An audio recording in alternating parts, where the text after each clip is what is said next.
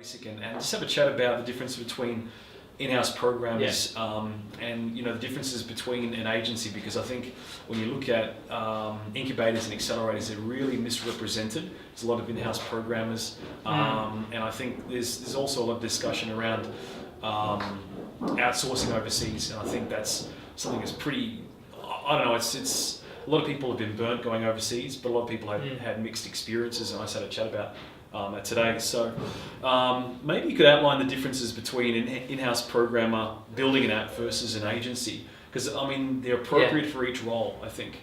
Yeah, I think there are pros and cons to both. More than anything, it's going to come back to product, and what does that mean? Like, what sort of product are you trying to create, and how can you create the best product?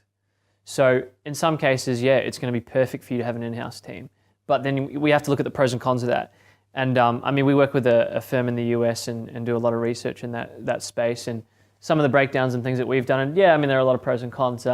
Sometimes when we look at in-house programming, there are a lot of different things that come into play. Like, for example, equity. Are you going to have to give them equity? What are you going to have to pay them?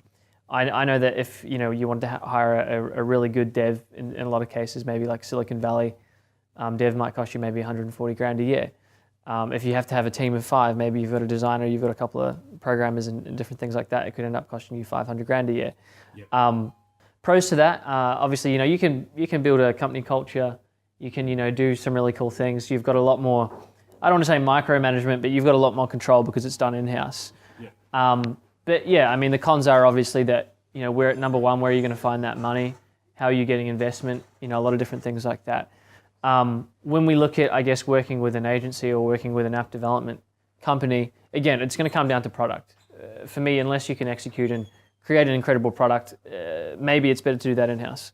Sometimes it's better to do it with an agency, but again, they have to be able to understand how we're going to create, maybe it's MVP, or how we're going to create the best product possible. So it's really about focusing on how that's done. And again, it's going to come down to process, and there's a lot of different app development companies out there that do a whole bunch of different things, but it'll come down to process. Yeah. And I guess, to sort of pick the right one, you have to kind of figure out, do they really understand what needs to be built from my product?